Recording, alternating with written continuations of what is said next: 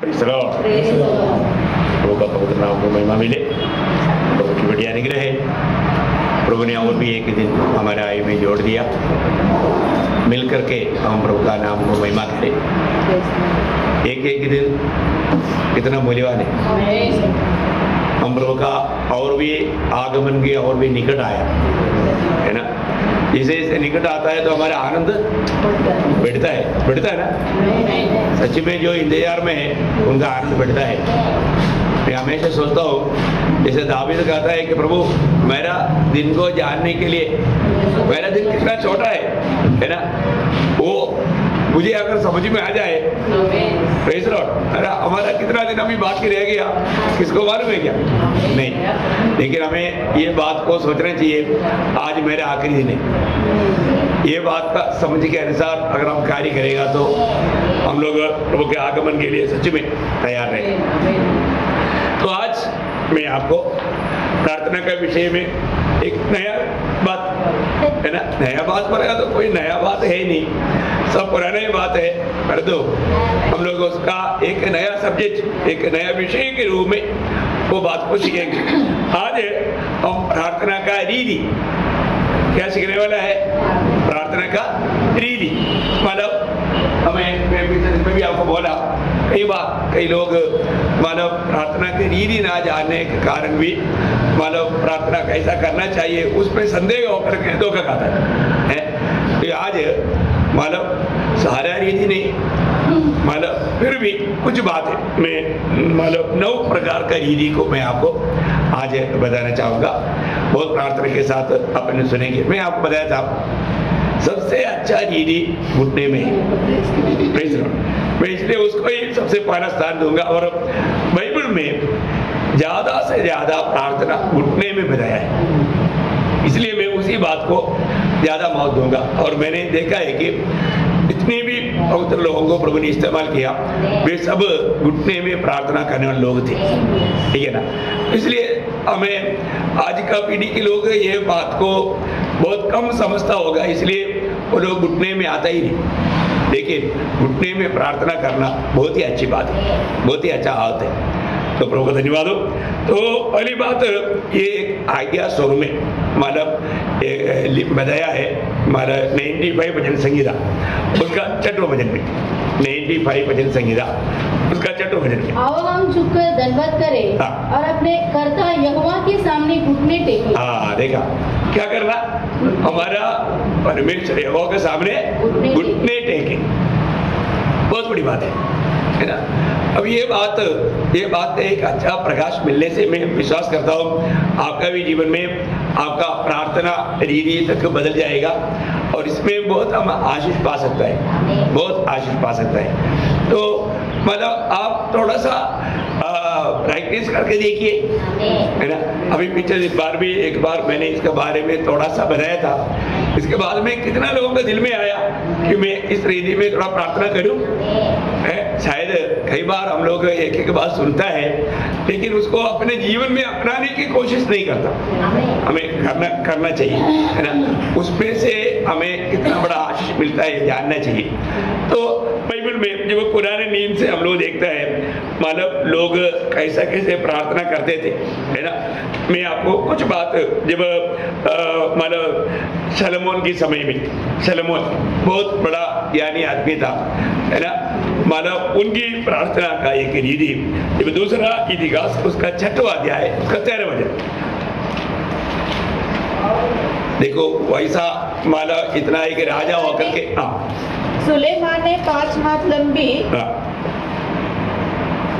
उस पर खड़े दूसरा इतिहास 6 अध्याय का 13वां वचन उसने उसी पर खड़े होकर उसने सारे इस्राएल की सभा के सामने घुटने टेक कर स्वर की और हाथ फैलाते हुए कहा। देखा मतलब घुटने टेक करके हाथ फैलाते हुए, स्वर की और हाथ फैलाते हुए वो प्रार्थना की। बहुत बड़ी बात है। मतलब शलोमोन की प्रार्थना घुटने में था, है ना। राजा है वो सिंहासन में भी बैठ करके प्रार्थना किया, कोई गलती नहीं है। लेकिन प्रभु के सामने जब आता है वो अपने आप को नम्र करने का एक अच्छा माला अवस्था है, अपने आप को नम्र और दीन करने का, है ना, अपने आप को नम्र वर्दीन करने का, बहुत बड़ी बात है। तो सलोमन राजा मतलब घुटने टेक करके प्रार्थना किया। अभी आपको मालूम है इस्राएल लोगों में एक बहुत बड़ा उपदेष्टा और ज्ञानी आदमी था एसरा। एसरा का किताब उसका 9 अध्याय का 5 बजे पढ़ना। एसरा उसका क्रांति देखते समय मैं वस्त्र बागा फाड़े हुए उपवास की दशा में उठा, फिर घुटनों के बल झुका। हाँ देखा, घुटनों के बल झुका बोलेगा तो वो घुटने में होकर के प्रभु से प्रार्थना किया। देखा, इतना बड़ा विद्वान आदमी है, बहुत ज्ञानी आदमी है, बाइबल का बहुत बड़ा अच्छा प्रकाश पाया हुआ व्यक्ति था उस समय में। एसरा का बात राजा तक बहुत सम्मान करता था। तो एसरा का जीवन एक प्रार्थना का जीवन था और वो घुटने में प्रार्थना करता था। देखो बहुत बड़ी बात है ना। अभी हम देखते हैं कि पुराने नियम का हमारा एक महान व्यक्ति है जबकि दानियल, है ना। दानियल मानव उसका प्रार्थना हमने पिछले बार भी देखा था, उसका 6 अध्याय का 10 वचन। दानियल 6 अध्याय का 10 वचन। जब दानियल को मालूम हुआ कि उस पत्र पर हस्ताक्षर किया गया है, तब अपने घर में गया। उसकी ऊपरवाली कोठरी की खिड़कियां यरूशलेम की ओर खुली रहती थी और अपनी रीति के अनुसार जैसा वह दिन में 3 बार अपने परमेश्वर के सामने घुटने टेक कर प्रार्थना धन्यवाद करता था। मानो कम से कम दानियल एक दिन में 3 बार घुटने टेक कर प्रार्थना करते थे। अभी उनका प्रार्थना को कोई रुका नहीं सका। मैं ये सोचता हूँ, मतलब दानियल बोलता है सिंह की गुफा में जाएगा तो ना बोलो, तो प्रार्थना में बाधा नहीं आना, है ना। देखो कितना अच्छा निर्णय है। प्रभु के साथ का एक गहरा नाता जोड़कर जीने वाले व्यक्ति को मतलब वो किसी कारण प्रार्थना नहीं त्याग सकता। अभी आप देखो, अभी यहाँ पर प्रार्थना के ऊपर लड़ाई है। आप सोचिए, प्रार्थना के ऊपर लड़ाई है, क्योंकि मतलब दानियल की प्रार्थना को ठुकराना है, दानियल की प्रार्थना को खत्म करना। विरोधी हमेशा देखता है कि एक भक्तों का माना उनका सामर्थ्य का रहस्य काम है। अभी उनका विरोधियों ने जाना इसका प्रार्थना जीवन प्रभु के साथ उसको एक बड़ा गहरा अटूट संबंध है, उसको तोड़ना है। 30 दिन अभी राजा से ही प्रार्थना करना है, तो इसके लिए इसका प्रार्थना जीवन को तोड़ना देखो लेकिन दानियल बोलता है मैं सिंह की गुफा में जाने के लिए तैयार है, लेकिन मैं प्रार्थना को छोड़ने के लिए तैयार है। देखा हम लोग छोटी छोटी बातों में प्रार्थना भूल जाता है ना। प्रतिकूल नहीं होने पर भी अनुकूल परिस्थिति मिल गया तो भी उनको प्रार्थना करता ही नहीं। कई लोगों बहुत संकट आने के टाइम में प्रार्थना करता है, लेकिन तभी भी मतलब वो एक मतलब अनम्र होकर के नहीं करता। रिवाज हमारा प्रार्थना कैसे है। अभी मतलब पुराने नियम से मतलब हम लोग देखते हैं कि हम लोग प्रभु को बुझने में कैसा प्रार्थना करना। दानियल की प्रार्थना जीवन कितना मतलब महान बात है। फिर हम लोग जब देखते हैं कि हमारे प्रभु यीशु मसीह की प्रार्थना जीवन, यीशु मसीह के जीवन प्रार्थना से भरा हुआ जीवन था, है ना। जब लूका उसका 22 अध्याय उसका 41-42, लूका उसका 22 अध्याय का 41-42। और वह आप उनसे अलग एक ढेला फेंकने की दूरी पर गया और घुटने टेककर प्रार्थना करने लगा। हाँ देखो प्रभु यीशु मसीह, आप देखिए प्रभु यीशु मसीह पिता के सामने क्या किया, घुटने टेककर प्रार्थना किया। आप देखो प्रियो, अब इससे बड़ा अभी बात क्या चाहिए, क्योंकि प्रभु ने हमें हर बात में आदर्श देकर गया है। वो पिता के सामने घुटने टेककर प्रार्थना किया, बहुत बड़ी बात है ना। ये कोई आज की बात नहीं प्रियो। हम लोग प्रार्थना में घुटने टेक पाते हैं क्या? घुटने टेक कर प्रार्थना करना मैं आपको बोलता हूँ बहुत बड़ा एक अच्छा आदर्श है, बहुत अच्छी बात है। अभी मानव यीशु मसीह के बाद में हम देखते हैं कि मानव प्रेरितों में मुख्य पतरस है ना। पतरस के जीवन में कैसे था, जब मानव प्रेरितों का काम उसका 9 अध्याय उसका 40 वचन पढ़ना। पतरस ने सबको बाहर कर दिया और घुटने टेककर प्रार्थना की। हाँ देखा, पतरस का भी हमारे जीवन में प्रार्थना जीवन कैसे था, घुटने टेककर प्रार्थना किया। देखिए मैं इस विषय को आपको इतना विस्तार से क्यों कहना चाहता हूँ प्रियो, इस प्रकार का एक प्रार्थना में भी एक अच्छा डिसिप्लिन चाहिए ना, हर एक बातों में एक अच्छा आदर्श चाहिए। हम लोग कई हमारा बात बोल करके वो हमने ऐसा नहीं सीखा या हमारा आदत नहीं, वो आदत छोड़ दो ना, एक अच्छा आदत को ले लो, वो आदत में आकर के देखो। जब आपको प्रभु को बचने में आपको मालूम है, जब लड़ाई चलता है तो जब विरोधी लोग अगर अधीन हो जाता है तो लोग घुटने टेकते हैं, वो घुटने टेक करके हाथ खड़ा करता है, बोलता है कि हम मानव तुम्हारे अधीन होने के लिए तैयार है, हम लड़ेंगे नहीं है। इसका मतलब क्या है कि ये जो घुटने टेकने का स्वभाव किस बात को रहता है, एकदम समर्पण को, अपना समर्पण को, अपना एक सच में अपन अधीन होकर के गुलाम होकर के भी कार्य करने के लिए तैयार है। एक प्रकार बोलेगा तो एक सच्चा एक नम्रता का चिन्ह है। कितना बड़ी बात है ना। अभी प्रेरितों में मतलब प्रथम प्रेरित पत्रोस के जीवन में भी वो घुटने में प्रार्थना करता था, और महान प्रेरित पौलुस का जीवन कैसे था, हमेशा मैं आपको बताना चाहता हूँ ना, बहुत बड़ा आदर्श है। यीशु मसीह को पूर्ण रूप में मानव कदम पर कदम मिलाकर चलने के लिए निर्णय लेकर चला हुआ एक महान दास है, क्योंकि मानव बालक वृंदी कार्य का एक में आपको याद है कि जैसा मैं मसीह के पीछे हो लिया वैसा मसीह की चाल चलता हूँ। देखा यीशु मसीह ने दिखाया हुआ वो चाल को पूरा दिल से माना वो व्यक्ति है प्रेरित पौलुस, है ना। प्रेरित पौलुस प्रभु यीशु मसीह के बाद में प्रेरित पौलुस का जीवन एक बड़ा आदर्शमय जीवन था, है ना। उस भक्त का जीवन में कैसे था, जब मानो एफेसियों का पत्री उसका 3 अध्याय का 14-15 वचन, इसी कारण उस पिता के सामने घुटने टेकता हूँ। हाँ देखा, मैं इस कारण उस पिता के सामने घुटना टेकता हूँ। देखो कितना बड़ी बात है प्रिय, है हमारे जीवन में मतलब वो घुटने टेक करके प्रार्थना करता था, है ना। वो मतलब कहीं भी जाने के समय में आपको मालूम है कि जब मानो प्रेरितों का काम उसका 20 अध्याय उसका 36 वचन पढ़ना, प्रेरितों का काम 20 अध्याय का 36 उसने घुटने टेके और उन सबके साथ प्रार्थना की। हाँ देखा, वहां पर भी जब प्रार्थना के समय आया तो पौलुस घुटना टेका, है ना। उसका 21 अध्याय का 6 वचन उसका अब एक दूसरे से विदा होकर हम तो जहाज पर चढ़े और वे अपने अपने घर लौट गए। देखो ये समुद्र के किनारे की बात है ना, 5 में है। हमने किनारे पर घुटने टेक कर प्रार्थना की। हाँ मतलब 5 में, आपका 5 में है हमारा। हाँ तो बहुत बड़ी बात है प्रिय, वहां पर वो समुद्र के किनारे में वहां पर वे मानव पौलुस घुटने टेक कर प्रार्थना किया। इतना बड़ी बात है ना। अपने जीवन में मतलब बाइबल हमें जो प्रार्थना का रीति जो सिखाता है उसमें सबसे अच्छा बात मतलब पुराने नियम से लेकर यीशु मसीह से लेकर प्रेरितों से लेकर इवन आपको मालूम है जो पहला रक्तसाक्षी स्तेफानोस का आखिरी प्रार्थना कैसे था। हाँ जब प्रेरितों का उसका 7 अध्याय उसका 60 वचन, फिर उसने घुटने टेकर ऊंचे शब्द से पुकारा, हे प्रभु यह पाप उन पर मत लगा। हाँ देखो प्रिय, मतलब घुटने टेक, अभी मरते मरते भी उन्होंने प्रार्थना के समय में अपना उस अच्छा आदर्श को दिखाया है। कितना बड़ी बात है प्रियो। मैं अनेक पवित्र लोगों को जो लोगों को ज्यादा तकलीफ है, तकलीफ से मत करो, उड़पड़ाते हुए मत करो, लेकिन आपका प्रार्थना जीवन खास करके जवान लोग है ना।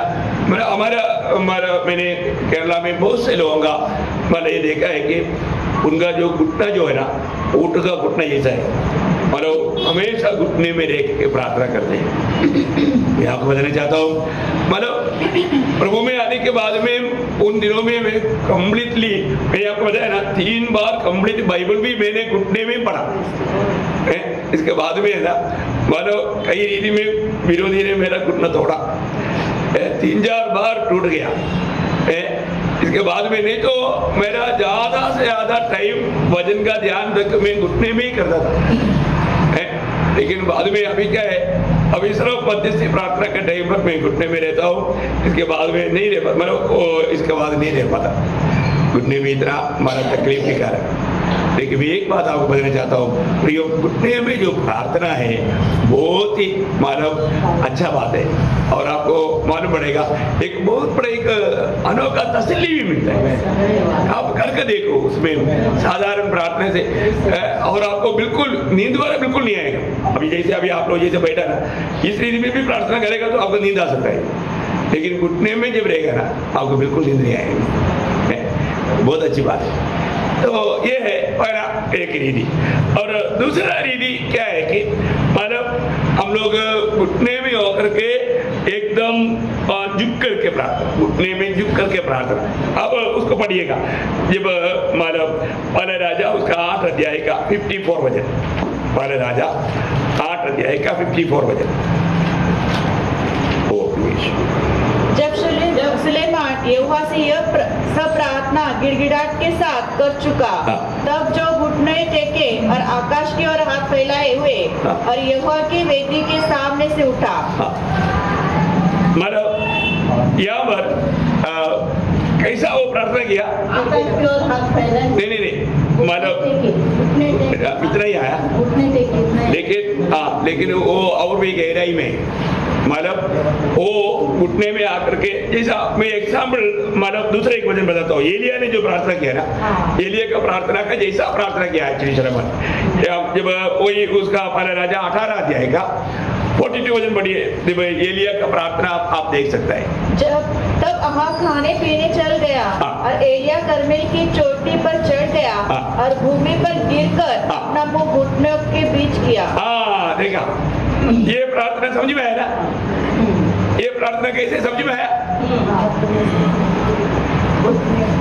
मतलब सब घुटने में नहीं, भूमि पर गिरकर। मतलब कौन दिखा सकता है ऐसा प्रार्थना? आपको समझ में आया?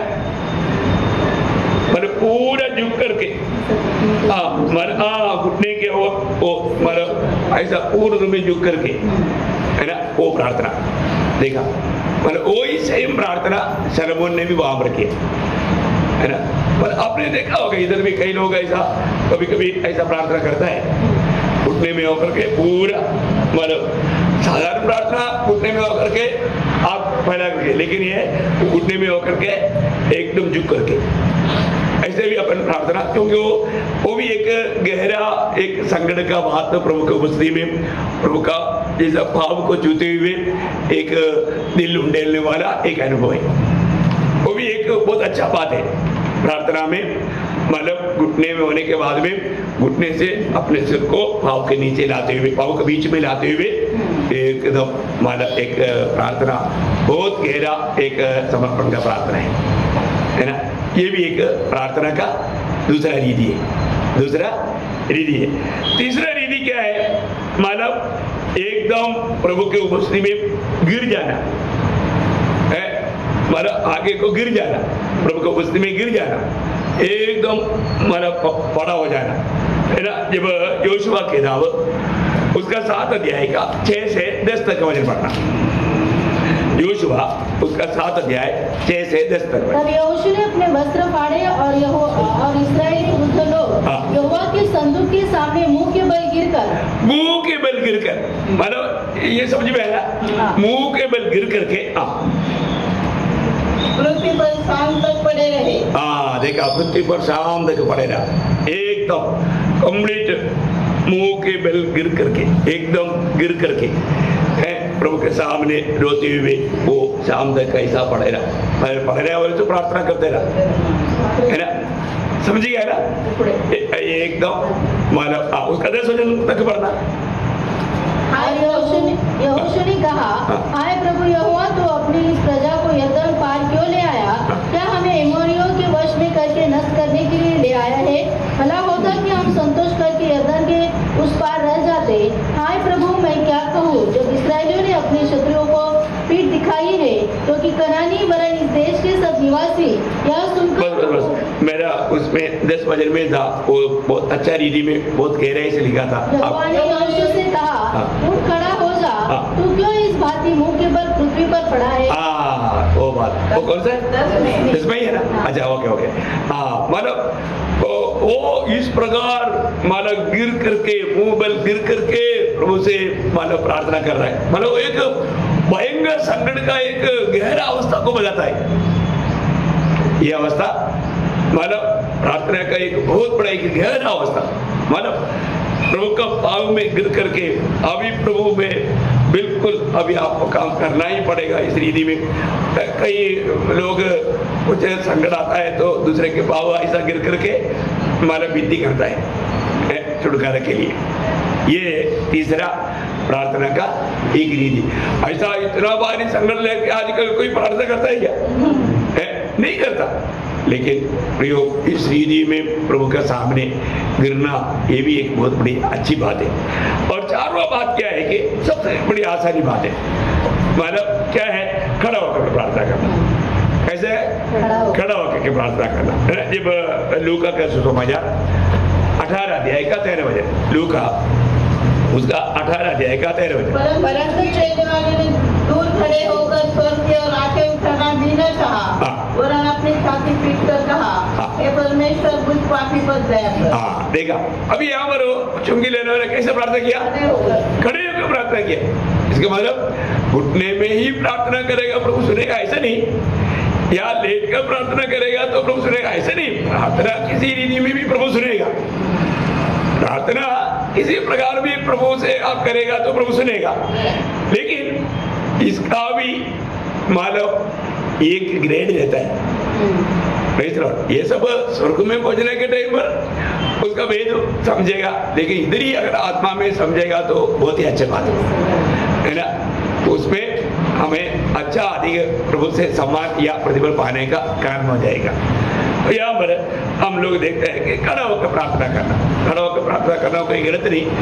और इसलिए प्रार्थना के रीतियों के बारे में आपको एक अच्छा प्रकाश मिले, बोलने का अर्थ उतना ही है। आप अरे प्रभु का दास ने बोला था कि लेट करके अभी खिचड़ पड़ा है लेट जाएगा तो ऐसा है क्या? नहीं, वो तो अपन थोड़ा कॉमन सेंस इस्तेमाल करने का है।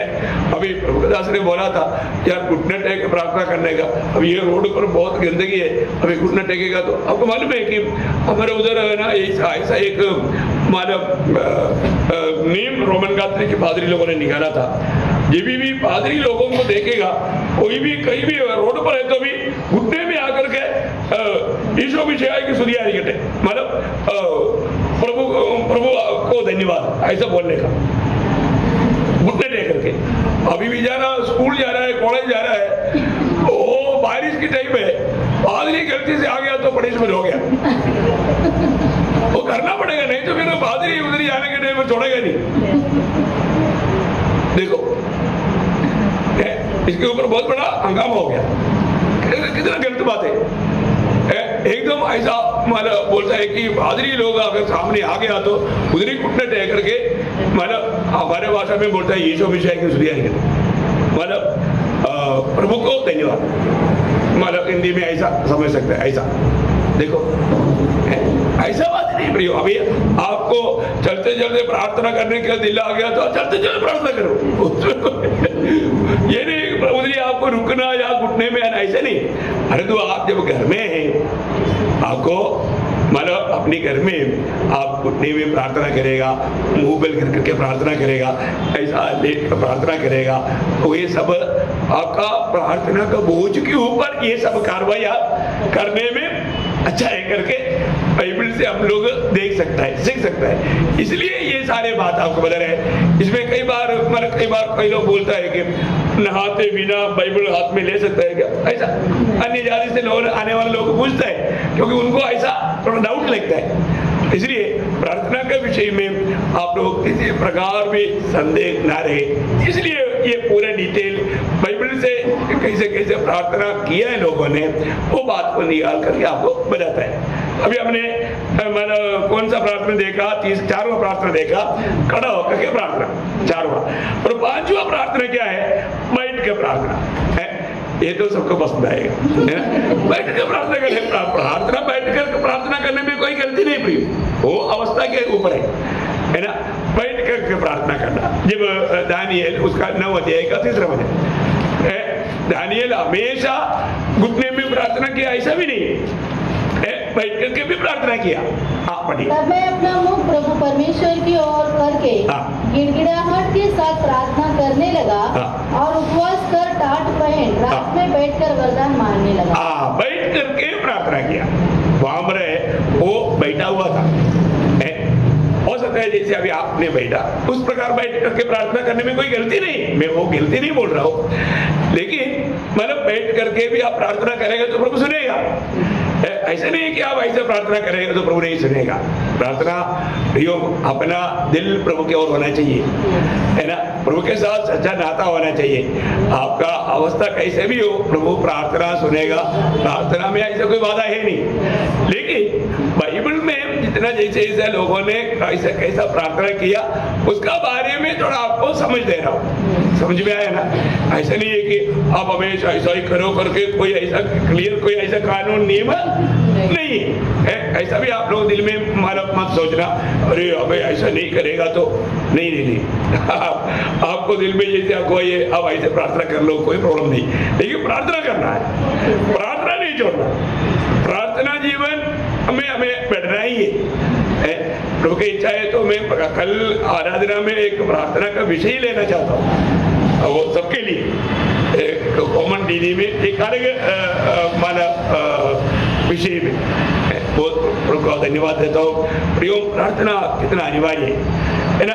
5वीं बात क्या है कि हम लोग माना लेट करके प्रार्थना कर सकते हैं। जैसे अभी आप लेटा है सॉरी, छठवा पॉइंट है ना, आप लेट करके अभी आपने सीधा आकाश की ओर देख कर लेटा है, ऐसे भी प्रार्थना कर सकता है, क्योंकि आपको मालूम है दावीद लेटने के टाइम पर भी प्रार्थना करता था, लेट करके, है ना, जब बिस्तरे में लेटे हुए अवस्था में, है ना।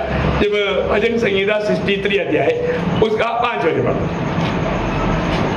मेरा जीव 6 में आपका 6 में जब मैं बिछोने पर पड़ा तेरा स्मरण करूंगा, तब रात के एक पहर मैं तुझ पर ध्यान करूंगा। वहां पर वो ध्यान करेगा, वो शब्द प्रार्थना करूंगा, मतलब एक क्षण में क्या करेगा? प्रार्थना करेगा। बहुत बड़ी बात है। बिछे होने पर पड़े पढ़े प्रार्थना करना भाई, उधर भी आप लेटे लेटे प्रार्थना के साथ आंख बंद करना, कितना अच्छी बात है ना। वो सच में आपको सवेरे उठने के समय में बहुत आत्मिक सामर्थ्य मिलेगा, अभी आप मालूम सीधा ऐसे लेट करके भी कर सकता है और सीधा उल्टा लेट करके भी प्रार्थना कर सकता है। वो कैसा है?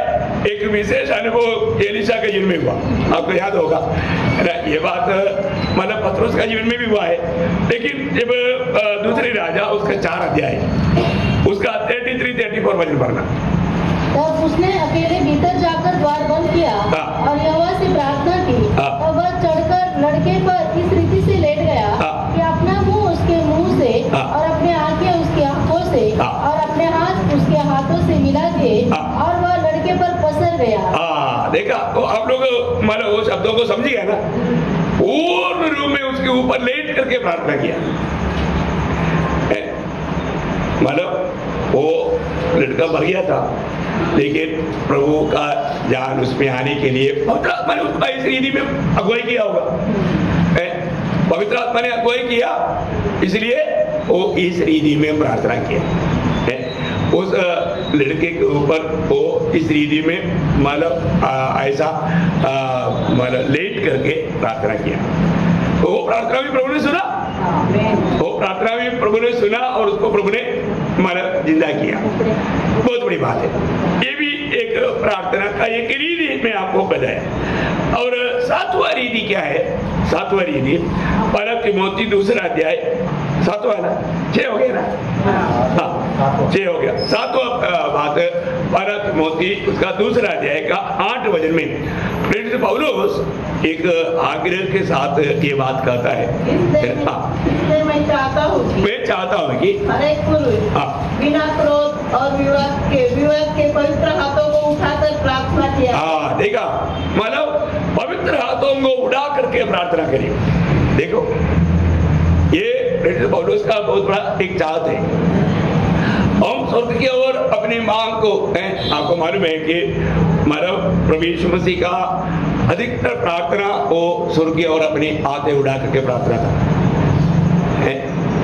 बहुत बड़ी बात है पिता की ओर अपने आते उड़ाते हुए प्रार्थना करना। मैं विश्वास करता हूँ आपने भी ऐसे प्रार्थना बहुत किया होगा, क्योंकि हमारा पूरा आशा मैं बहुत बार प्रभु की ओर ऐसा हाथ फैलाते हुए मैं बहुत देर तक प्रार्थना करता हूँ। हमारा जब मैं उद्धार पाने के बाद में जब घर गया, गाँव गया, जाने के बाद में जब प्रभु ने मुझे बोझ दिया तो मैं क्या करता, उधर गांव में क्या होता है कि लोग जल्दी सो जाता है, 8:30-9 बजे तक, मतलब 7:30-8 बजे तक खाना वाला हो जाता है और 9 बजे या 9:30 बजे तक सब लोग सो जाते हैं। तो मैं क्या करेगा, 12 बजे में उड़ेगा, 12 बजे उड़ने के बाद में एकदम धीरे से दरवाजे खोल करके बाहर आकर के मानव उधर आंगन में प्रभु के वस्त्र में घुटने टेक करके ऐसा में मानव देख करके हाथ फैला करके ऐसा प्रार्थना करता था ना। मेरा मानव मम्मी, मेरा डैडी उठता है, उठ करके देखता है तुम्हें कहाँ गया यार, भाई में नहीं है। फिर मम्मी को आकर पूछता है तुम्हें कहाँ गया, मम्मी भी उड़ करके ढूंढने लगता है, एक एक कमरे में जाकर देखता है कहाँ गया। फिर आखिर में देखता है तो दरवाजा ऐसा खुला पड़ा है, मतलब खुला भी से मतलब बंद नहीं। तो फिर वो आकर देखता है ना, मैं वहाँ पर ऐसा घुटने में होकर के प्रार्थना करते हुए देखा ना, वो लोग भी वहाँ पर घुटने थे। वो लोग बोला हम माँ बाप बच्चों के लिए प्रार्थना करना चाहिए, अभी बच्चा अभी हमारे लिए प्रार्थना कर रहे हैं। उन लोगों ने धीरे से आकर के सुना, मैं एक एक का नाम लेकर के आंसू बहा करके है ना प्रभु के ओर देख करके प्रभु दया कर, और उनके लिए मतलब अपना हमारा देश के लिए सबके लिए वो उम्र है वैसा प्रार्थना में लेगा रहता था। ऐसा पवित्र आत्मा अगुवाई करता है, एकदम थोड़ा कोट से जैसा नहीं आता, पूरा ऐसा प्रार्थना करता था। वो बात उनके जीवन को छू लिया, मेरा वहाँ बहुत जल्दी प्रभु को दिल दिया। तो बहुत बड़ी बात है प्रिय। मैं एक बात आपको बताना चाहता हूँ, अपने जीवन में मतलब प्रार्थना है, आप लोग भी मतलब ऐसा आत्मा का प्रेरणा है, ये सब है ना, हाथ फैला करके प्रार्थना करेगा, कितना अच्छी बात है। पौलुस एक चाहत है, इसका मतलब पौलुस अपने जीवन में अधिकतर प्रार्थना में उस प्रकार प्रार्थना किया होगा, तो सब प्रभु मानव प्रभु आपको अगुवाई करने के ऊपर आप कर सकता है। ओके, तो 8वीं बात क्या है कि मानव हम लोग ऊंचे आवाज में प्रार्थना कर सकते हैं। ऊंची आवाज में, ऊंचे का मतलब चिल्लाकर नहीं है, शब्द जैसे अभी हम लोग और बलिदान करता है उस रीति में प्रार्थना कर सकता है। जब प्रेरितों का उसका 4 अध्याय 24 से 31 तक का वचन, प्रेरितों का 4 अध्याय 24 से 31 तक का वचन। यह सब उन्होंने एक चित्त होकर ऊंचे शब्द से परमेश्वर से कहा, हे स्वामी तू वही है जिसने स्वर्ग और पृथ्वी और समुद्र और जो कुछ उसमें बनाया। तूने पवित्र आत्मा के द्वारा अपने सेवक हमारे पिता दाऊद के मुख से कहा, अन्य जातियों से हुल्लड़ क्यों मचाया और देश देश के लोगों ने क्यों व्यर्थ बातें सोची। प्रभु और उसके मसीह के विरोध में पृथ्वी के राजा खड़े हुए और हाकिम एक साथ इकट्ठे हो गए, क्योंकि सचमुच तेरे सेवक यीशु के विरोध में जिसका तूने अभिषेक किया, हेरोदस और पुनीतुस पिलातुस भी अन्य जातियों और इस्राएल लोगों के साथ इस नगर में इकट्ठे हुए कि जो कुछ पहले से तेरी सामर्थ और मति से ठहराया वही करे। तब यीशु उनकी धार्मिक धमकियों को देख और अपनी दासों को यह वरदान दे कि तेरा वचन बड़े हिवाव से सुनाए। चंगा करके उनके लिए तो अपना हाथ बढ़ा कि चिन्ह और अद्भुत कामों तेरे पवित्र सेवक यीशु के नाम से किए जाए। जब वे प्रार्थना कर चुके तो वह स्थान जहाँ वे इकट्ठे थे हिल गया और वे सब पवित्र आत्मा से परिपूर्ण हो गए और परमेश्वर का वचन हिवाव से सुनाते रहे। देखिए यहाँ का प्रार्थना कैसे प्रार्थना था, ऊंचे स्वर से, मतलब सब लोग सुनने लायक अवस्था में प्रार्थना ना। इसका मतलब अभी जैसे अभी हम लोग यहाँ पर प्रार्थना करता है वो प्रार्थना मतलब सब लोग सुनने लायक। इसको मतलब वो एक प्रार्थना प्रभु के सामने ग्रहण योग्य दीदी का प्रार्थना है। और एक मतलब 9वां बात है ना, प्रार्थना सिर्फ ओठों की शब्दों से प्रार्थना, मतलब सिर्फ अपना ओठ हिला करके प्रार्थना, हमारा आवाज बाहर नहीं आएगा, समझ में आया, आवाज बाहर नहीं आएगा, लेकिन हम प्रार्थना कर रहे हैं करके हमें देखने वाला व्यक्ति को मालूम है ना, ऐसा मतलब सिर्फ वोट हिलता है पर आवाज बाहर नहीं आता। लेकिन हम क्या कर रहा था, प्रार्थना कर रहा था। पहले शामुएल उसका पहला अध्याय उसका 13 वचन में अन्ना का प्रार्थना के बारे में हम लोग देखते हैं। अन्ना मन ही मन कह रही थी, उसके होठ तो हिलते थे परंतु उसका शब्द न सुन पड़ता था, इसलिए एलिया ने समझा। बस अभी देखिए, वो प्रार्थना कर रहा था लेकिन वो सिर्फ उनका होठ हिल रहा था, आवाज नहीं आ रहा था। एलिया ने उसको गलत समझा, क्योंकि एलिया को उस समय में प्रभु का दर्शन नष्ट हो चुका था। बहुत बड़ी बात है हमारे जीवन में, मतलब हमारा प्रार्थना देख करके लोग दूसरा भी कुछ सोच सकता है, सोचने दो, लेकिन सिर्फ होठ हिला करके अपन प्रार्थना कर सकते हैं। होठों से मतलब आवाज बाहर नहीं आएगा, इसी प्रकार हमारा सिर्फ होठ हिलता है उस रीति में। इसके अलावा मन ही मन भी प्रार्थना कर सकता है। अभी मैं आपको कई बार बोला, जब भी हम समाचार सुनाने के लिए जाता है तो 2 लोग जरूर जाएगा तो अच्छी बात है। एक व्यक्ति वचन सुनाएगा तो दूसरा व्यक्ति क्या करेगा, मन ही मन प्रार्थना करेगा, वो हमारा होठ भी नहीं हिलेगा, नहीं तो दूसरा को लगेगा ये कोई जान रोना कर रहा है। आजकल के लोग ऐसा भी उस बात को गलत लेगा, होठ हिलाने की जरूरत नहीं, और मन ही मन प्रार्थना करना। तो ये बात है प्रार्थना का ले दिया। अभी भी एक इसमें थोड़ा सा बात मतलब और भी थोड़ा प्रयासन के लिए आपको बताना चाहूंगा। पहली बात, एक प्रार्थना एक बड़ा हमारा पदवी है। हमारा प्रार्थना एक छोटी बात नहीं, प्रार्थना एक बहुत बड़ा पदवी है। क्योंकि अभी आप देखिए, आपको अपना प्रधानमंत्री नरेंद्र मोदी के साथ बात करने का मौका मिला, पदवी है कि नहीं? अरे मैं तो बोला ना, अभी मेरे जीवन में जब एक बार हमारा हिमाचल में जीओसी को जाकर मिला तो हमारा कमांडिंग ऑफिसर बोलता है तुम उनको जाकर कैसे मिला? मैंने बोला उससे भी ऊपर वाला बोला इसलिए मैं गया। उससे भी ऊपर वाला बोला कि तुम जाओ सीधा मिलो, मेरे को परमिशन की जरूरत नहीं। अभी मैं उधर जाने के लिए पर तुमको कौन भेजा, तुमको परमिशन कौन दिया, ऐसा पूछेगा वो? नहीं पूछेगा, क्योंकि ऊपर से हुक्म है। बस ऊपर से हुक्म है, ऊपर से हुक्म मिला तो मतलब वो व्यक्ति भी नहीं पूछ सकता कि तुम मुझे मिलने के लिए कैसे आया, परमिशन कब लिया, मैंने कब तुम्हें परमिशन दिया। ये बड़ा अद्भुत बात है ना।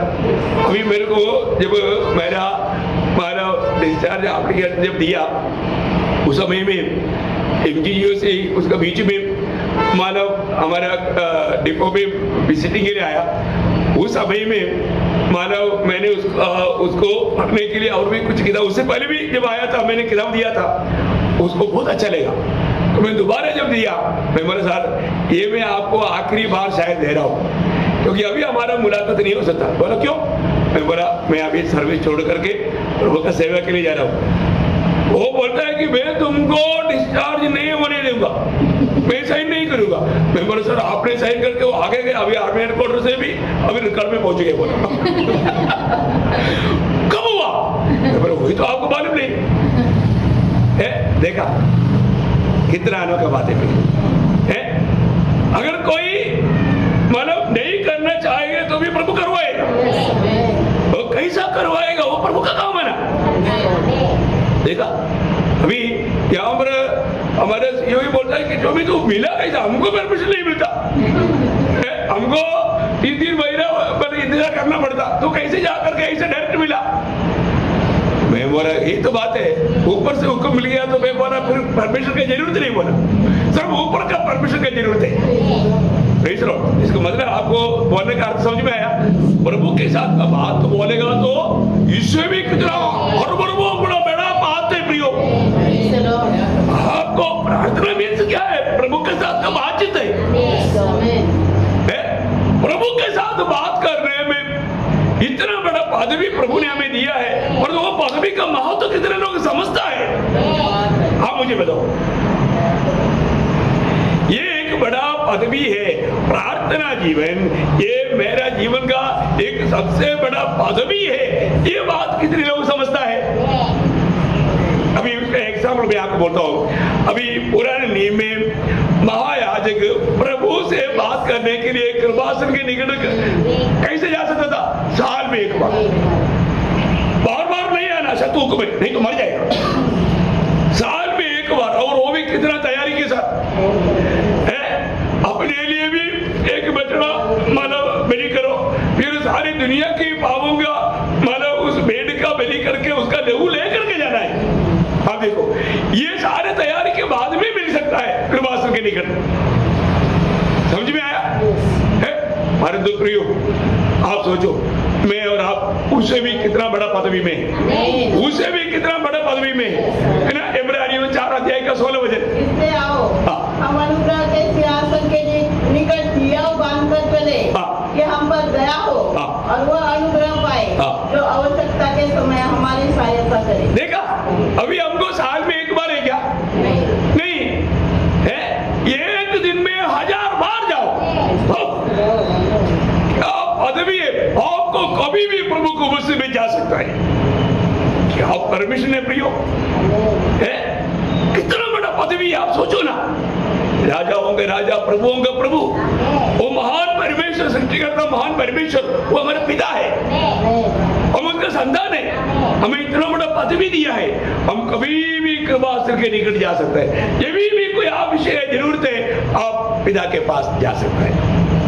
क्या ये बात प्रार्थना करने वाला कितने लोग समझता है? आपको उसका गौरव समझ में आ रहा है ना? मैं इसलिए मैं अपने अनुभव को ही लेकर के मतलब उसका सीरियस ना समझो प्रिय। आप किसके साथ बात कर रहे हैं? है ना, राजा होंगे राजा, प्रभु होंगे प्रभु, है ना। वो सर्वशक्तिमान परमेश्वर, वो हमारा पिता है, परंतु मानव मनुष्य कोई भी उसके निकट नहीं जा सकता था। ऐसे एक समय था, परंतु आज इस कृपा युग में है ना, मंडली को प्रभु ने इतना बड़ा मानव अवस्था दिया है, इतना बड़ा पदवी दिया है, कभी भी आ सकता है ना। प्रभु ने हमें उसका एक भाग बनाया प्रिय, है ना। कितना बड़ा पदवी है, ये बात है ना। आपको मालूम है पुराने नियम में सब लोग प्रार्थना करेगा तो उसका फल दूसरा मतलब प्रभु ऐसा सुनेगा, ऐसा भी नहीं था। कुछ लोगों की प्रार्थना को प्रभु बहुत सम्मान करता था, जो प्रभु का आदर करता है। अभी आपको मालूम है, मैंने ईयोब को सांत्वना देने के लिए 3 लोग वहां पर आया। ईयोब की अवस्था देख करके 7 दिन उनके साथ चुपचाप रहा। उसके बाद में उन लोगों ने मुंह खोला, बहुत कुछ बातें हुआ। बातें होते होते आखिर में हम लोग देखते हैं कि आखिर में वे लोगों से प्रभु आनंदित नहीं हुआ है। प्रभु वहां पर उन लोगों को बोलने वाली एक बात है, तुम लोगों का बात पे में आनंद नहीं है। अभी तुम लोगों को अगर छुटकारा मिल रहा है तो मेरा दास ईयोब प्रार्थना करेगा। देखो, मेरा दास ईयोब प्रार्थना करेगा, तब मैं तुम लोगों को क्षमा करेगा। देखो ये वचन कितना अनमोल है ना। ईयोब की किताब उसका 42 अध्याय उसका 8 वचन पढ़ना, उसका 20 पाठ पढ़ने से भी चलेगा। इससे अब तुम 7 बैल और 7 महीने छाटकर मेरे दास अय्यूब के पास जाकर अपने निमित्त होमबलि चढ़ाओ। देखा, अपने निमित्त तुम लोगों का अभी जो भी बात बता करके मेरे दास को तुम लोगों ने दुख दिया, इसलिए तुम्हें अभी छुटकारा मिलना है तो मेरे दास ईयोब के पास तुम लोग ये सब ले करके उनके पास ले जाओ और वो ये भेंट करके तुम्हारे लिए प्रार्थना करेगा। पढ़ना पड़ना। तब मेरा दास अय्यूब तुम्हारे लिए प्रार्थना करेगा, क्योंकि उसी की प्रार्थना मैं ग्रहण करूंगा। देखा, उसी की प्रार्थना में ग्रहण करूंगा, और नहीं तो मैं तुमसे तुम्हारी मूर्खता के योग्य बर्ताव करूंगा। वाह वाह वाह। उन लोगों ने क्या किया? उन लोगों का मूर्खता देखा। उन लोग वास्तव में प्रभु का महिमा नहीं कर रहा था, उनकी बातों में प्रभु का महिमा का बातें नहीं था, तो प्रभु बोलता है तुम मूढ़ता की बातें किया। देखा प्रियो है, उन लोग एक प्रकार प्रभु का पक्ष में होकर के बात कर रहा, ऐसे बातें कर रहा था, लेकिन प्रभु बोलते हैं कि नहीं, तुम लोगों ने मूढ़ता का बात किया। क्या बात है ना, हमारा बातों के ऊपर भी न्याय होने वाला है भाई प्रियो है। अभी वो लोग बड़ा इतना प्रभु के पक्ष में होकर के कार्य के, लेकिन प्रभु बोलते हैं तुम लोगों मूढ़ता किया, अभी तुम लोगों को सजा मिलेगा, लेकिन वो सजा से बचना है तो मेरा दास तुम्हारे लिए प्रार्थना करेगा। देखा, मेरा दास इयोब तुम्हारे लिए प्रार्थना करेगा। आगे पढ़ने से, क्योंकि तुम लोगों ने मेरे विषय में मेरे दास अय्यूब की ठीक बात नहीं की। ठीक बात नहीं किया। देखा, उनको लगा कि हम प्रभु के पक्ष में, अभी प्रभु बहुत खुश हो जाएगा, परंतु प्रभु खुश नहीं हुआ। वो लोग जो भी बात किया उसमें प्रभु दुखी हुआ। आगे, तब यह सुन तेमानी एलीफज, शूई बिल्दर और नामाती सोपर ने जाकर यहोवा की आज्ञा के अनुसार किया। बस अभी आप देखिए कितनी बड़ी बात है। अभी यहाँ पर एक विशेष बात भी और भी बताओ है ना प्रियो, ये जो प्रार्थना का सीक्रेट अगर मालूम हो जाएगा ना, आप प्रार्थना जीवन में और भी लवलीन हो जाएगा है ना। देखो, सच में आशीष पाने का सबसे बड़ा मार्ग है प्रार्थना है, खास करके दूसरे के लिए प्रार्थना, और वो भी दिल की गहराई से सच में प्रार्थना करना पड़ेगा। अभी आप देखिए, अभी इयोब ने प्रभु के वचन के अनुसार दोस्तों की आशीष के लिए, उनकी छुटकारे के लिए प्रार्थना किया। उसका 10 वचन पढ़ना। जब अय्यूब ने अपने मित्रों के लिए प्रार्थना की, देखो इयोब ने किसके लिए प्रार्थना किया? अपने मित्रों के लिए प्रार्थना किया। कितने लोगों ने अपने मित्रों के लिए प्रार्थना करता है? देखो प्रियो, अभी हम एक खास बात आगे लिखा। तब यहोवा ने उसका सारा दुख दूर किया और जितना अय्यूब के पास पहले था उसका दुगुना यहोवा ने उसे दे दिया। देखो, उनको तो छुटकारा दिया ही, और तो इयोब को क्या मिला? दुगुना आशीष। देखा, यही तो प्रार्थना करने वाले लोगों को सवाल है। आप देखो, ऐसे अच्छा निर्णय लेगा प्रियो, दुनिया की बात नहीं ना, आनंद काल की बात। आपको मैं बताता हूँ, आप प्रभु की उपस्थिति में बैठ करके अपने प्रियों के लिए है ना, आप थोड़ा गिड़गिड़ाहट करके आंसू बहा करके प्रार्थना करेगा, आपको मालूम है स्वर्ग में कितना बड़ा आदर पाएगा, कितना बड़ा इनाम पाएगा, बयान नहीं कर सकता प्रियो, बयान नहीं कर सकता। बहुत बड़ी बात है ना। अपने जीवन में युग का जीवन, इसके लिए हमारे लिए बहुत बड़ा, उसके लिए बहुत बड़ा मतलब आदर्श है। तो हमारे भी जीवन में आज बहुत लोग उनका प्रार्थना जीवन का घटी के कारण बहुत नुकसान कर रहा है आनंददा का, क्योंकि हमारे लिए जो भी बात की आशीष की बात बोलेगा तो आनंददायक की बात है, ये दुनिया की बात नहीं, आनंददा की बात है, क्योंकि हम आनंद काल प्रभु के संग रहने के लिए चुने हुए लोग हैं ना। हमको प्रभु ये दुनिया की बात नहीं, स्वर्ग की आशीष दिया हुआ है, और हम स्वर्ग में हमेशा रहने वाला है ना। ये बहुत बड़ी बात है। इसका मतलब हमारा प्रार्थना जीवन में आप देखिए, हमारा युग का प्रार्थना जीवन, उनको प्रभु ने दुगुना आशीष से भर दिया है ना। बाकी सारी बात प्रभु ने उनको दुगुना दिया। कितना अनोखा बात है ना, कितना बड़ी बात है। मैं आपको बोलता हूँ बहुत अद्भुत बात है ना। तो प्रार्थना का क्यों प्रार्थना करना चाहिए, वो एक सवाल है। यह पर आप बहुत ध्यान देना। एक सवाल, क्यों प्रार्थना करना चाहिए, मैं उसमें आपको कुछ बात यहाँ से मैं बताना चाहूंगा। क्यों प्रार्थना करना चाहिए? नंबर 1 बात, हम प्रभु को प्रेम करता है इसलिए प्रार्थना करना चाहिए है। देखो, जो प्रार्थना नहीं करता वो इस बात का चिन्ह है वो प्रभु से प्रेम नहीं करता।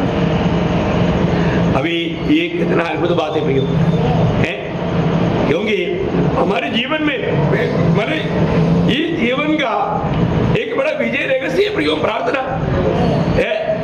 प्रभु का आज्ञा है प्रार्थना करना लेकिन अभी हम प्रार्थना नहीं करता। देखो यहाँ पर प्रार्थना क्यों करना चाहिए, उसका पहला उत्तर, मैं प्रभु को प्यार करता हूँ, मैं प्रभु को प्यार करता हूँ, है ना। यूहन्ना का सुसमाचार उसका 14 अध्याय का 14-15 वचन। यदि तुम मुझसे मेरे नाम से कुछ मांगोगे तो मैं उसे करूँगा।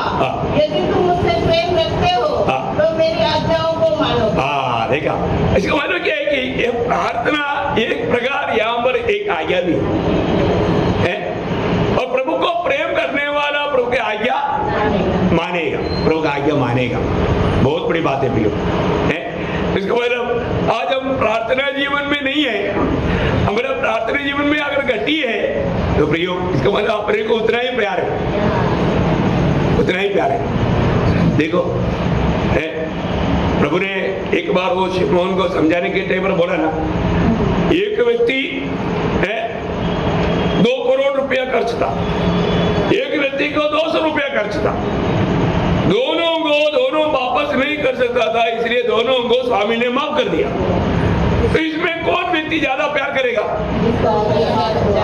जिसको 2 करोड़ का माफी मिला, 2 करोड़ का 200 रुपया का माफी मिला, वो सोचे वो तो छोटा अमाउंट था, लेकिन 2 करोड़ बोलेगा तो बहुत भारी बात है ना, वही ज्यादा प्यार करेगा। तो प्रियो, आज भी हमारा प्यार प्रभु से कितना है, हमें मिला हुआ पाप सेवा का महत्व हम जानने के ऊपर है। मैं कितना कठोर पापी था, तो भी प्रभु ने मुझसे प्रेम किया, मुझको बचाने के लिए मेरे लिए मरा। ये बात को समझने के टाइम पर एक व्यक्ति अगर अपने आप को ऐसा पापी समझता है तो वो प्रभु को प्यार करते भी रह नहीं सकता, और वो भी प्यार एकदम गहरा प्यार रहेगा। लेकिन आज भी है ना, उधार पाया हुआ बहुत लोगों को हमें मिला हुआ उधार का बारे में तक समझ बहुत कम है। नहीं तो इसका फल क्या होने वाला था, कितना भयंकर नरक मिलना था। प्रियो, सही में हमारे में कुछ भी लायक ना होते हुए भी प्रभु ने हमको बचाया है, तो भी हम प्रभु से आभारी है क्या? प्रभु से हम प्रेम करता है तो निश्चय बात है वो व्यक्ति का जीवन एक प्रार्थना भरा जीवन रहेगा। आप देखो प्रियो, अपने जीवन को परखो। ये यहाँ पर कोई किसी के ऊपर अंगुली उड़ाने वाली बात नहीं। अपने जीवन में मुझे मिला हुआ प्रेरित पौलुस हमेशा निरंतर प्रार्थना करने वाला एक व्यक्ति था। यीशु मसीह के बाद में मुझे लगता है कि प्रेरित पौलुस का नंबर मतलब आगे आता है ना, इतना एक प्रार्थना से भरा हुआ जीवन था, है।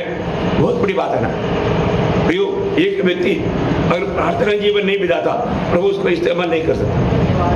प्रार्थना जीवन नहीं बिताने वाले व्यक्ति को प्रभु के साथ अच्छा संगति है करके नहीं बोल सकता। आज अपना प्रार्थना जीवन को परखो प्रियो, अपने व्यक्ति प्रार्थना जीवन को परखो, है। मुझे जो भी मतलब ऐसा भी हमको बार बार श्वास लेने का मतलब ये होता है ऐसा, क्योंकि भक्तों का प्रार्थना बोलेगा तो हमारा श्वासोच्छ्वास ऐसा है। हमारा आत्मीय जीवन प्रार्थना खत्म हो गया तो आत्मीय जीवन खत्म हो गया, ये बात है।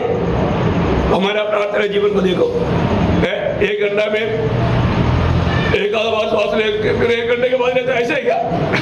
नहीं है ना, निरंतर लेते रहते हैं। कोई बोलने का अरे बहुत देर हो गया थोड़ा श्वास ले लो, ऐसे बोलना पड़ता है क्या? नहीं पड़ता प्रियो। ऐसा प्रभु में आया हुआ भक्त बार बार प्रार्थना करेगा, और ऐसा स्वभाव होना चाहिए। और नहीं किया तो फिर वो हमारा एक ज्ञान का कमी है। हमें हर कदम में अभी यहाँ तक आ गया तो तुरंत हमें वचन याद आना चाहिए। वो प्रभु धन्यवाद देता हूँ, और एक बार तो लोगों के साथ मिल करके तेरी भवन में आने का मौका मिला, तुरंत पवित्र में याद दिलाएगा, वो स्तुति करेगा, प्रभु के साथ बात करेगा, प्रभु को धन्यवाद करेगा, उधर भी एक छोटा प्रार्थना हो जाएगा।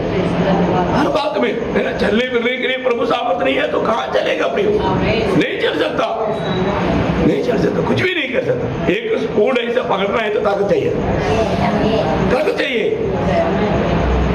टाइगर दबाना है तो ताकत चाहिए, वो ताकत प्रभु सप्लाई करता है तभी मिलेगा। नहीं तो घर में ऐसे रहेगा, हाथ ऐसे रहेगा, गिरा नहीं चाहिए। थोड़ा कंट्रोल है प्रभु का। आप बताओ, डॉक्टर जीवन बिताने वाले व्यक्ति को कभी भी ऐसे कोई बात का डरने की जरूरत नहीं, क्योंकि जो बात को सब कंट्रोल करने वाले के हाथ में हमारा जीवन है। अपन क्या डरने का, कोई डर नहीं देगा। ओके, तो अभी पहली बात है, हम क्यों प्रार्थना करना चाहिए? क्योंकि हम प्रभु को प्यार करता है। इसका मतलब जो व्यक्ति प्रार्थना नहीं करता वो व्यक्ति प्रभु से प्यार नहीं करता, ये एक सबूत है। दूसरी बात क्या है कि हम हर एक बातों में प्रभु की आश्रित है। आश्रित मीन्स भरोसा करने वाला, प्रभु का सहारा लेने वाला।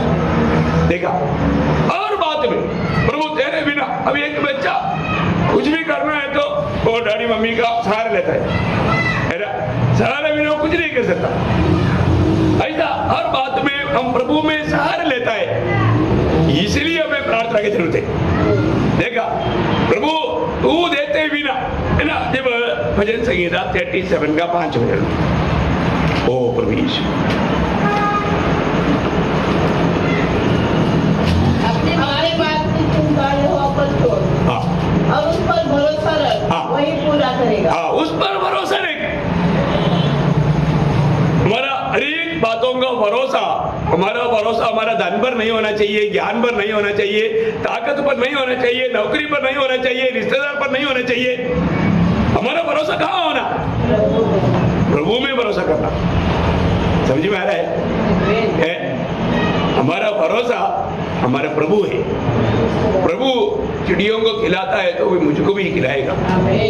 प्रभु तू मेरा भरोसा है। बहुत बड़ी बात है ना। हमारे जीवन में कोई भी जरूरत पड़ेगा तो, और हमें अशांति में डुबाने वाला कोई अनुभव आ रहा है तो भी, परंतु प्रभु में भरोसा है। हमें क्या करने का? प्रभु को बात करने का, है ना। जब फिलिपियों का पत्री उसका 4 अध्याय उसका 6-7 वचन, किसी भी बात की चिंता मत करो, किसी भी बात का चिंता ना करो, तो हर एक बात में तुम्हारे निवेदन, प्रार्थना और विनती के द्वारा धन्यवाद के साथ परमेश्वर के सम्मुख उपस्थित किए जाए, तो परमेश्वर की शांति जो सारी समझ से परे है, तुम्हारे हृदय और तुम्हारे विचारों को मसीह यीशु में सुरक्षित रखेगी। देखा, एक भक्त को कभी भी अशांति में रहने वाला अनुभव नहीं आता, क्योंकि उसका भरोसा प्रभु में है। प्रभु में भरोसा, इसलिए जब यशायाह 26 का 3 वचन वाला आपको हमेशा याद रहेगा, है ना।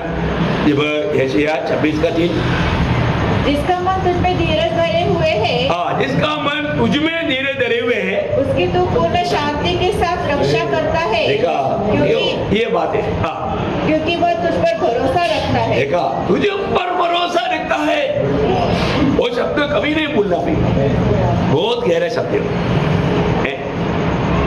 पूर्ण शांति, नया नियम में बोलता है तुम्हारा समझ से परे शांति, तुम्हारा समझ से परे शांति।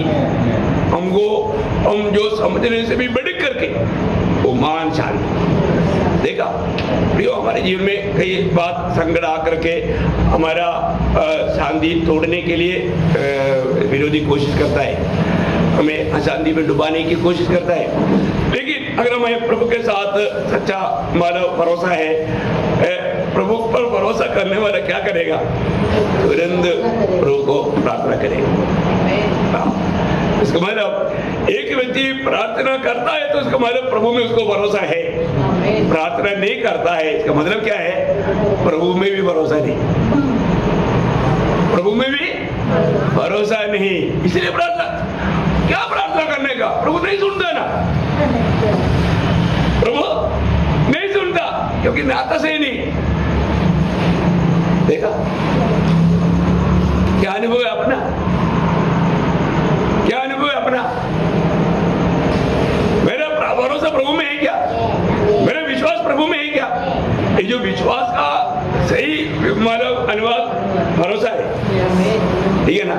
हमारा विश्वास का सही परिवर्तन बोलेगा तो हमारा भरोसा है। हम विश्वास में है तो हमारा भरोसा भी प्रभु में है। कितनी बड़ी बात है, ये हमेशा होते रहने वाला बात है। ये बात पर को इसका मतलब दूसरी बात क्या है? मतलब प्रभु में हमारा भरोसा है। प्रभु में हमारा भरोसा है, इसलिए हम प्रार्थना करता है, क्योंकि प्रभु हमारा बात को पूरा करेगा। तीसरी बात क्या हमारे में कि हम लोग हमारे जीवन में आने वाला प्रलोभनों के ऊपर विजय पाने के लिए, प्रलोभन मीन्स परीक्षा, दुनिया में रहता है तो कई प्रकार का परीक्षा आएगा। उसके ऊपर विजय पाने के लिए हमको क्या चाहिए? प्रार्थना चाहिए, प्रभु का सहारा चाहिए, प्रभु से विनती करना चाहिए, प्रभु आपकी सहायता नहीं है तो मैं परीक्षा में डूब जाएगा, मैं परीक्षा में डूब जाएगा, है ना। प्रभु ने चेले लोगों ने प्रार्थना सिखाने के लिए जब बोला, प्रार्थना सिखाने के लिए बोला, तो उसमें भी एक सेंटेंस, जब मत्ती 6:13, मत्ती 6:13, और हमें परीक्षा में न ला। देखा, हमें परीक्षा में न लाना है, क्योंकि परीक्षा में आएगा तो हम लोग डूब जाएगा है। देखा, परीक्षा में ना लाओ, परीक्षा में पढ़ने ना देना, है ना। इसे एक बिंदी, है ना। प्रभु यीशु मसीह जब दुनिया में था तभी भी प्रभु ने हमारे लिए पिता से वही बिंदी किया। यूहन्ना उसका 17:15। मैं यह विनती नहीं करता कि तूने जगत से उठा ले, परंतु यह कि तूने उस दुष्ट से बचाए रख। देखा, उस दुष्ट से बचाए रहना पिता, मेरे लोग उसके दुष्ट के हाथ में मरने नहीं देना। यीशु मसीह ने दुनिया में रहने के समय में ही हमारे लिए प्रार्थना की, अभी भी प्रार्थना जारी है, इसलिए हम बच गया है। हमारे लिए एक अच्छा एडवोकेट, एक अच्छा वकील हमारे लिए पिता के पास है। वास्तव में हम लोग कितना भाग्यवान लोग हैं, बहुत आनंदित रहना चाहिए प्रभु ने जो हमारे लिए किया हुआ कामों को जान करके। इसका मतलब क्या है कि हमारा प्रार्थना जीवन का महत्व ये बात वर्णन करता है। एक प्रार्थना जीवन में बिताने वाले व्यक्ति को परीक्षा के बारे में डरने की जरूरत नहीं, प्रभु उसको उससे पार करवाएगा, प्रभु परीक्षा में पढ़ने नहीं देगा, ऐसे विपत्ति में होने नहीं देगा। परीक्षा में पढ़ने का मेन कारण प्रार्थना नहीं जीवन है। बात है, अभी आपको याद है मत्ती उसका 26:41 में प्रभु ने चेलों को क्या बोला था? तुम परीक्षा में ना पढ़ने के लिए प्रार्थना करो, जग कर प्रार्थना करो, मत्ती 26:41। प्रार्थना करते रहो कि तुम परीक्षा में न पढ़ो। देखा, तुम परीक्षा में ना पढ़ो, इसका मतलब आज बहुत से हमारे जीवन में कई प्रकार का परीक्षा आता है, लेकिन उन परीक्षाओं में हम पार हो सकता है, पार हो रहा है क्या? नहीं होने का कारण क्या है ना? हमारा प्रार्थना जीवन का गति है। इसका मतलब मानव प्रभु को प्रेम करता है तो प्रार्थना करेगा, प्रभु में भरोसा करता है तो प्रार्थना करेगा, और हमें परीक्षा में ना पढ़ना चाहता है तो हम प्रार्थना करेगा, नहीं तो जाकर पढ़ जाएगा। ओके, चारवीं बात, हम क्यों प्रार्थना करना चाहिए? क्योंकि प्रार्थना करने के लिए प्रभु का आज्ञा है। क्या है? प्रभु का आज्ञा है। मत्ती 7:7। मांगो तो तुम्हें दिया जाएगा, ढूंढो तो तुम पाओगे, खटखटा तो तुम्हारे लिए खोला जाएगा। इसका मतलब क्या है? प्रभु ने बोला है तो मांगो। आज बहुत लोग मांगता नहीं, इसलिए मिलता नहीं। प्रियो, हमें मांगना है, हमें प्रार्थना करना है, ये प्रभु ने हमें दिया हुआ आज्ञा है। अभी प्रभु, कई लोग प्रभु के पास आया तो प्रभु ने उनको बोला तुम क्या चाहता है? तुम क्या मांगता है? तुम मांगो। अभी अंधा व्यक्ति आया, प्रभु को मालूम है ना इसको क्या चाहिए, लेकिन फिर भी बोलता है मैं, तुम क्या चाहता है, मैं तुम्हारे लिए क्या करूं? देखा, उनको बोलना पड़ता है, मांगना है। फिर आज बहुत लोग मांगते नहीं, बोलने का अर्थ प्रार्थना करते नहीं। इसका मतलब क्या है कि प्रभु का वचन कहता है कि मानव प्रभु का आज्ञा है प्रार्थना करना, लेकिन हम लोग आज्ञा मानते नहीं, प्रभु का आज्ञा मानते नहीं। ये एक हमारा कमी है। और एक बात मैं आपको बताता हूँ क्यों हम प्रार्थना करना चाहिए, क्योंकि आपको मालूम है प्रार्थना करेगा तो उत्तर मिलेगा, प्रार्थना करेगा तो उत्तर मिलेगा, ये भरोसा हमको है। जब भजन संगीता उसका 60वें अध्याय का 2रा वचन, प्रभु धन्यवाद करते हैं। भजन संगीता सुनने वाले सब प्राणी तेरे ही पास आएगा, क्योंकि अब सुनने वाला है। दुनिया के ईश्वरों के पास जाएगा तो नो उत्तर नहीं, क्योंकि वो ईश्वरी नहीं, वो ईश्वरी नहीं, आंख देखता नहीं, कान सुनता नहीं, मुंह में बात चलता नहीं, ऐसे जैसे खड़ा किया वैसे ही रहेगा, भूख लगता नहीं, प्यास लगता नहीं। देखो कैसा है, बारिश से बचाने के लिए अंदर खड़ा किया है, नहीं तो पिघल जाएगी। इतना भयंकर बात है, कैसा अवस्था है प्रियो। हमारा प्रभु ऐसा नहीं, वो प्रभु से प्रार्थना करेगा तो वो सुनता है। इसलिए एलिया ने बोला ना, अरे मेरा प्रभु है ना, जोर से पुकारो, शायद तो सो रहा होगा। हमारा प्रभु सोता ही नहीं। अरे तुम्हारे प्रभु को तो ढूंढ कर जाओ ना, वो पिकनिक गया होगा। हमारे प्रभु कभी पिकनिक जाता ही नहीं। देखो बताओ प्रियो, प्रभु का सच्चा ज्ञान देखो ना, हमारा प्रभु प्रार्थना सुनता है ना। कितने लोगों का वही है कि मेरा प्रभु प्रार्थना सुनता है। हाँ बिल्कुल, भक्तों को अनुभव है ना, कितना हजारों अनुभव है प्रभु हमारा प्रार्थना। जो मनुष्य से असंभव कार्य कितने काम हमने अनुभव किए है ना, ये अनुभव पाया हुआ लोगों को अभी कितना भरोसा करना चाहिए। इसका मतलब क्या है कि हम क्यों प्रार्थना करता है, हमारा प्रभु प्रार्थना सुनता है। इसका मतलब हमने 5 बात देखा। पहली बात, हम प्रभु को प्रेम करता है, उसका चिन्ह है हम प्रार्थना करता है। दूसरी बात, हम प्रभु में भरोसा करता है, उसका चिन्ह है हम प्रार्थना करता है।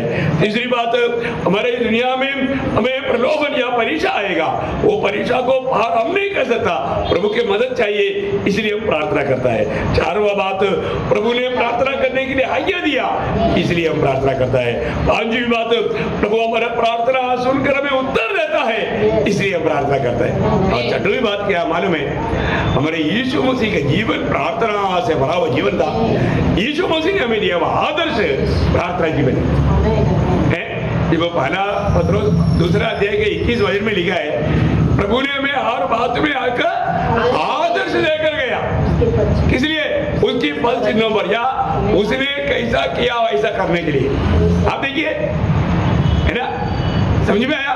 यीशु मसीह का जीवन कैसे था, प्रार्थना भरा जीवन था, वो हमारे लिए एक आदर्श था। यीशु मसीह के आदर्श को हमें अपनाना है। यीशु मसीह चला हुआ जैसा मार्ग में हमें चलना है, उसके लिए हमको बुलाया है। यीशु मसीह अर्ली मॉर्निंग प्रार्थना करता था। कब प्रार्थना करता था, भोर को।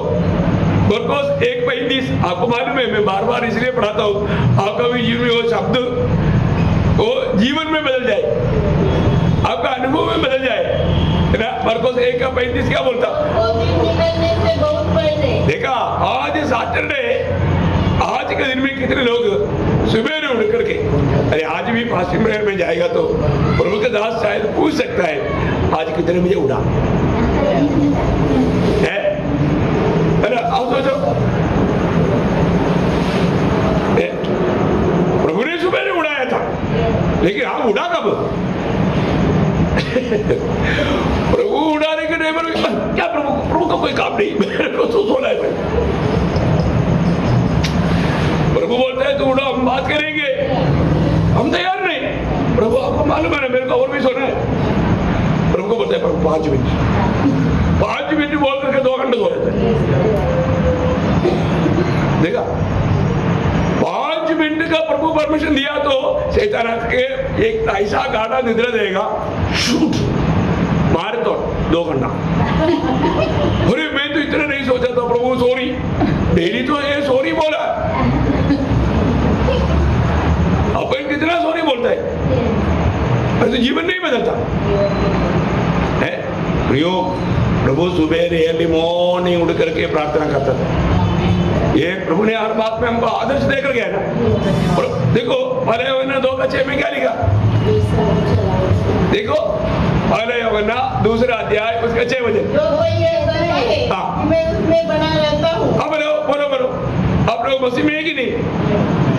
मसीह में है करके बोलता है, बोलना का भी नहीं प्रियो, बोलता है तो चलना भी है, बोलता है। हाँ, उसे चाहिए कि आप भी वैसा ही चले। हाँ देखा, बोलता है हम प्रभु में रहता हूँ, चलता नहीं। क्या रे, चलता नहीं। इतना कई लोगों का प्रार्थना, कई लोगों का वैसे सुनने के टाइम पर वजन सुनने के टाइम पर कई लोग आग बंद करके प्रार्थना करता है। अब देखो वजन सुनने के टाइम पर कई लोग क्या बोलते हैं, मैं प्रजा छोड़कर कैसे उसके पास जाऊं। देखो कितना गलत बात है। हाँ, आप वजन भी प्रार्थना के साथ सुनना चाहिए, लेकिन आग बंद करके नहीं सुनना और प्रभु के दास को बदस्ती की मत बुलाना, नहीं तो उधर ही प्रार्थना हो जाएगा। कितना कठिन बात है। कई लोगों का ऐसा अवस्था है, दुखदायी बात है भाई। प्रियो, हमारा प्रभु ने हमको आदर्श दिया, यीशु मसीह का प्रार्थना जीवन। प्रियो, प्रचार करने के बाद वो पहाड़ पर जाता था, रात को प्रभु पहाड़ पर जाकर प्रार्थना में बिताता था। ऐसे ही प्रार्थना जीवन आज हमारे है क्या? यह बात को हमें परखना है प्रियो। हम लोग प्रार्थना के बारे में कितनी बात सीखता है, लेकिन उसमें से एक भी बात हमारे जीवन में लाता है क्या? जीवन में नहीं लाया तो प्रभु को कितना दुख रहेगा। तो मैं आपको बताना चाहता हूँ, ये प्रार्थना जीवन में एक दो बात और बता करके मैं जल्दी खत्म करूंगा। प्रियो, ये प्रार्थना एक खेल नहीं प्रियो, एक लड़ाई है।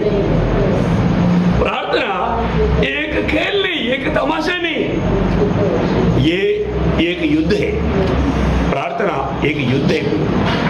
खेल में युद्ध में बहुत फर्क है ना। आज में सच्चा प्रार्थना जीवन बिताता है क्या? प्रार्थना जीवन एक बड़ा युद्ध है। आपको मालूम है, यीशु मसीह के समय भाग में प्रार्थना का लड़ाई किया। यीशु मसीह की मानव पसीना बड़े बड़े लोगों की बूंद जैसा गिरती थी। आप देखा क्यों? एक बड़ा लड़ाई था, एक बड़ा लड़ाई था प्रियो। प्रार्थना एक बड़ा लड़ाई है। रोमियो का पत्र 15 अध्याय उसका 31 हो जाए। रोमियो उसका 15 अध्याय का 31 हो जाए।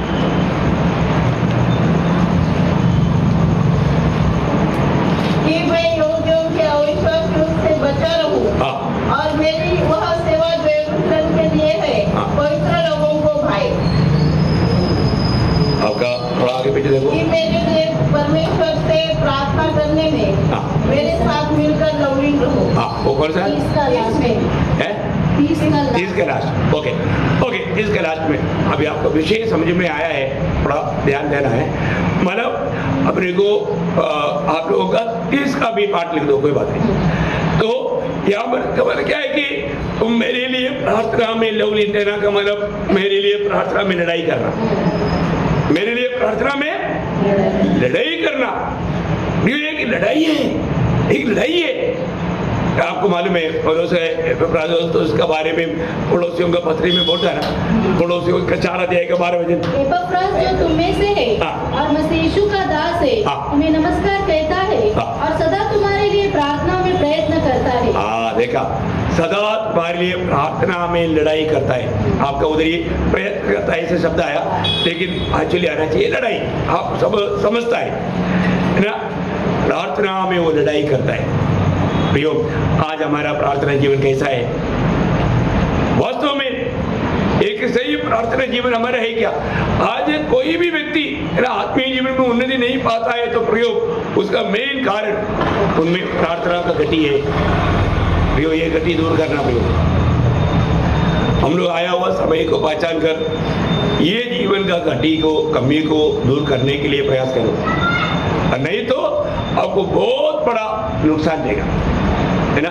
प्रार्थना का जीवन का एक दो महत्व भी बोल करके मैं आपको समाप्त करना चाहूंगा। पहली बात प्रियो, आप प्रार्थना जीवन में नहीं है, इसलिए आप आत्मिक जीवन में गहराई में उतर नहीं पा रहे हैं। प्रभु की उन गहराइयों में जाना है तो आपको एक प्रार्थना जीवन चाहिए। आज बहुत लोग आत्मिक बातों में इतना गहराई में नहीं जाता, ऊपर ऊपर से यिर्मयाह नबी की किताब 33 अध्याय का 3रा वचन। इसलिए आपको मालूम है ये फोन नंबर, स्वर्ग का फोन नंबर क्या है? 333। क्या है? 333 है। यिर्मयाह 33 का 3। मुझसे प्रार्थना कर और मैं तेरी सुनकर तुझे बड़ी बड़ी और कठिन बातें बताऊंगा। कठिन बात भी बताऊंगा। देखा जो आप समझ नहीं सकता, ऐसा गहरी बात मैं तुझे समझाऊंगा, और क्या चाहिए? आपको कुछ बात समझना है तो आप लोग शॉर्टकट मारता है, रविदास ये क्या है? अरे प्रभु को पूछो ना, प्रभु को पूछने वाला अच्छा आदर्श डालो। अगर आप प्रभु को पूछने वाला स्वभाव डालेगा, प्रभु आपके साथ बात करेगा, प्रभु आपको वो गहरा बातें आपको सिखाएगा। कितना बड़ी बात है, कितना अनोखा बात है प्रियो। आप देखो प्रभु अपना वचन को पूरा करेगा, परंतु किसके लिए? जो प्रभु से प्रार्थना करे। आज भी बहुत लोग आत्मीय जीवन में नाटा है, जैसे बढ़ना चाहिए बढ़ता नहीं। कारण क्या है प्रियो? प्रार्थना जीवन नहीं, प्रार्थना जीवन नहीं। मैं आपको बताना चाहता हूँ प्रियो, अब लोग अपना कमी कभी नहीं कबूल करेगा प्रियो। अधिक और भी इस आखिरी समय में प्रार्थना में लवलीन हो जाओ। प्रार्थना करने वाले व्यक्ति को आत्मा में कई प्रकार का प्रकाशन मिलते रहेगा, है ना। अनंत काल का बड़े बड़े दर्शन मिलेगा। अगर आपको अभी भी जो अभी आपको मालूम है ना, जब मंडली की शुरुआत के दिनों में जो लोगों को प्रकाश था, उससे भी बहुत बड़े बड़े प्रकाश आज देता है, लेकिन लोग उन्नति नहीं पाता क्योंकि उनका जीवन में प्रार्थना जीवन नहीं, प्रार्थना जीवन नहीं। देखो पुराना नियम में भी प्रभु का लोगों को उस समय में भी प्रकाश देता था, परंतु एक सीमित प्रकाश था, परंतु आज ऐसे नहीं। आज प्रभु ने हमें आत्मा दे करके, वो आत्मा के द्वारा वो पूरा बातों को भी समझने के लिए प्रभु हमको सहायता करता है।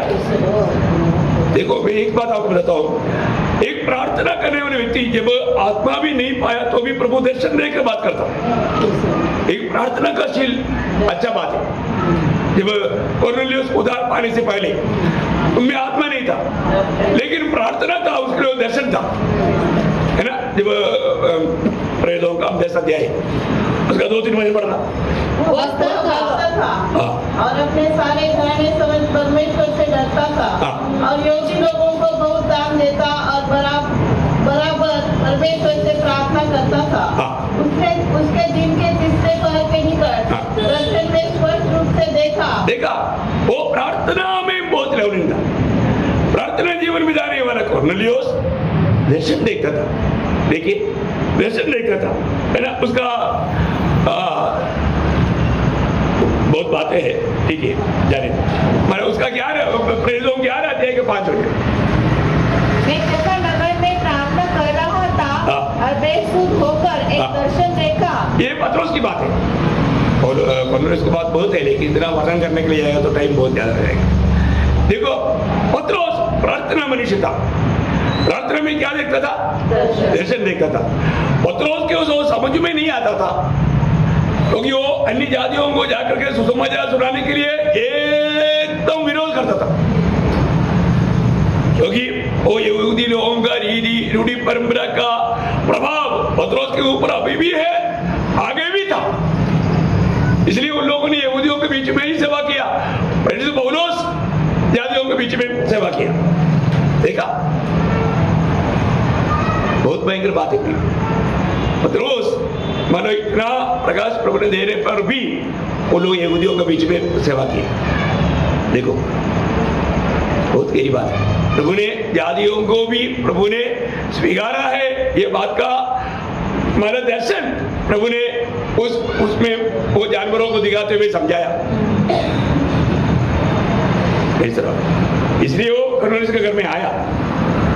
जो बात अब नहीं समझता वो बात भी प्रभु प्रार्थना में प्रार्थना करने वाले व्यक्ति को दर्शन के द्वारा समझाएगा। कितनी बड़ी बात है? तो आज एक्चुअली बोलेगा तो कोई ऐसा दर्शन का भी जरूरत नहीं, क्योंकि पूर्ण रूप में प्रभु ने वचन के द्वारा दे दिया है। वचन इतना खोल करके दे दिया है, बहुत बड़ी बात है। तो अभी प्रार्थना जीवन का कमी हमारे जीवन में एक बड़ा धोखा हो जाएगा। तो मैं आग्रह करता हूँ अपने प्रार्थना जीवन को बदले, प्रार्थना का अनुभव को बदले और भी हम सत्य रीति में एक प्रार्थना का मनुष्य बन जाए। बहुत से पवित्र लोग जो प्रार्थना का शुरू में लोग पूरा देश को हिला कर रखते थे, चरित्र बताता है। इसलिए मैं आपको आग्रह करता हूँ आप लोग इस प्रार्थना के विषय में अच्छा प्रकाश पा करके आने वाले दिनों में और भी आज जो प्रार्थना जीवन का घटी है वो समझने के बाद एक अच्छा निर्णय लेकर के अच्छा समर्पण लेकर के प्रभु में बढ़ने के लिए ये वचन के द्वारा प्रभु सबको सहायता करे। प्रभु को सारा महिमा। आमीन।